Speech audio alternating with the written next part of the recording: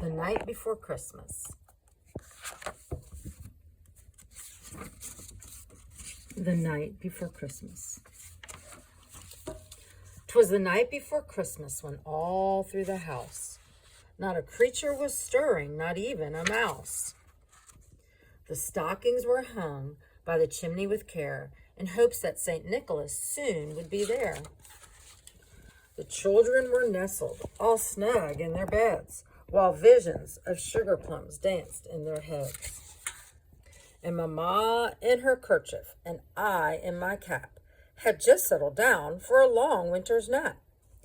When out on the lawn there arose such a clatter, I sprang from my bed to see what was the matter. Away to the window I flew like a flash, tore open the shutters, threw up the sash. The moon on the top of the new fallen snow gave a luster of midday to objects below.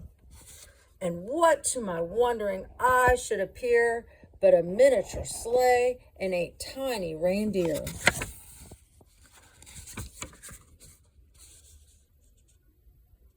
With a little old driver so lively and quick, I knew in a moment it must be St. Nick.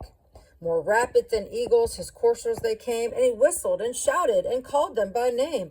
Now Dasher, now Dancer, now Prancer, now Vixen, on Comet, on Cupid, on Donner, on Blitzen. To the top of the porch, to the top of the wall, now dash away, dash away, dash away all. As dry leaves that before the wild hurricane fly, when they meet with an obstacle mount to the sky, so up to the housetop the coursers they flew, with a sleigh full of toys and St. Nicholas too.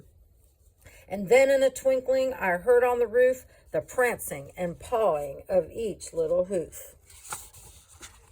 As I drew in my head and was turning around, down the chimney St. Nicholas came with a bound. He was dressed all in fur from his head to his foot, and his clothes were all tarnished with ashes and soot. A bundle of toys he had flung on his back, and he looked like a peddler just opening his pack. His eyes, how they twinkled, his dimples, how merry. His cheeks were like roses, his nose like a cherry. His droll little mouth was drawn up like a bow, and the beard on his chin was as white as the snow. He had a broad face and a little round belly that shook when he laughed like a bowl full of jelly. He was chubby and plump, a right jolly old elf, and I laughed when I saw him, in spite of myself.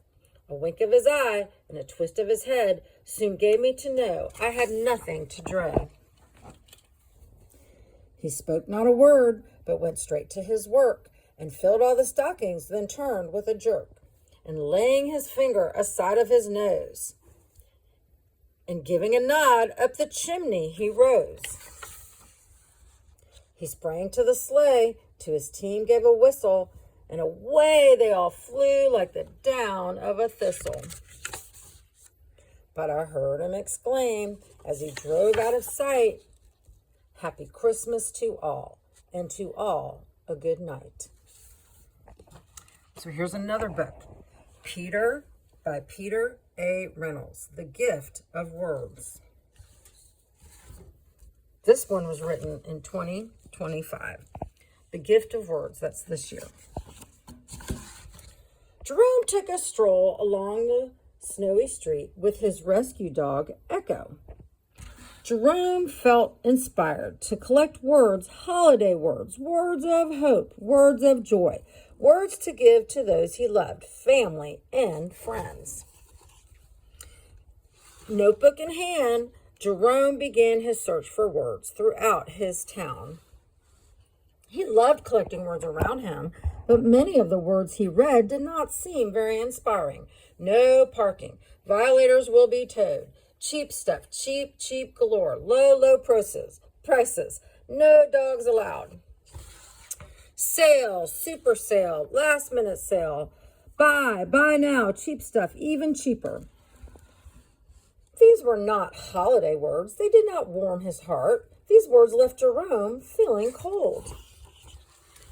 Next, Jerome decided to try the newsstand. More cold words, loud and sharp. He clasped his empty notebook in his hand. Feeling discouraged, Jerome decided to listen for words instead. But the words he heard were not collectible.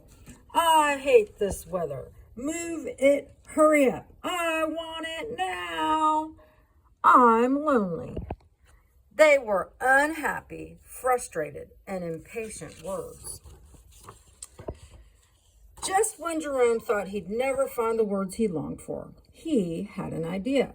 If he couldn't find the inspiration in the words he was encountering, what if he could find a way to give the world the words it needed?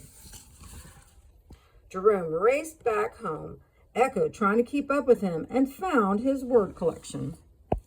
Words he had carefully curated for years. His favorite words were joyful words, festive words, kind words. There it says, Jerome's word collection: joy, praise, providence, hark, celebrate.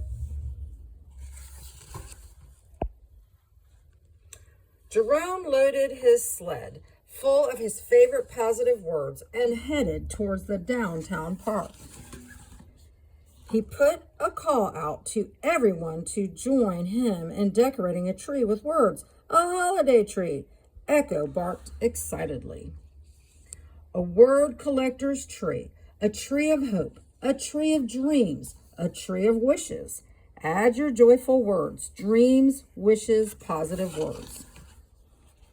As Jerome surveyed the tree, people from his community, young and old, family and friends, gathered.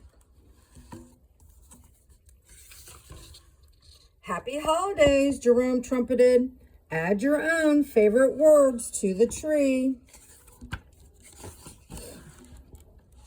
His sister added a string of words to the tree.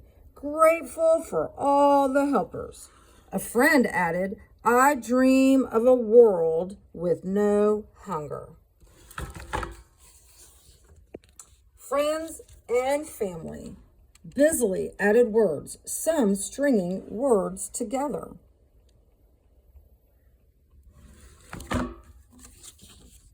Jerome searched his collections and found just the right words, like this hope and embrace. He hung his words. They looked like a triumphant flag high atop a tree. Peace on earth, goodwill to all.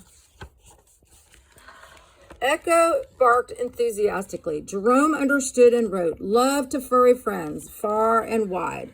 The tree was filled with the light of so many wonderful words from so many kind hearts. Jerome's words had brought people and animals together.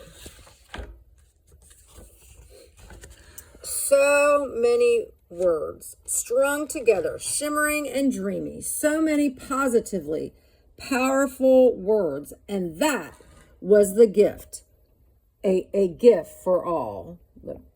Peace on earth, goodwill to all, smile, give, reach out,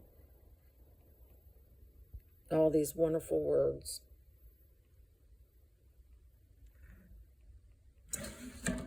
And that's the gift of words. And the author has a message at the very end for all of us. Share your positive words. May they inspire peace on earth.